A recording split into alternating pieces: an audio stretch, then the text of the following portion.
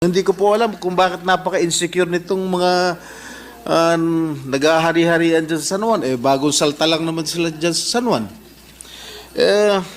Ginong Pangulo, Mr. President, you mentioned earlier, meron kayo nabanggit na isang beneficiary na in-approach ng isang konsel ba? Staff ng konsyal. At ang sabi, magkano ba binibigay originally? 7,000? 7,500, Your Honor. 7,500. Tapos, pero ang makukuha lang ng beneficiary ay 1,000 pesos. Tapos 1,000. sabi So, yung 6,500 pesos ang kinaltas. So, saan daw mapupunta yun, 6,500, Mr. President?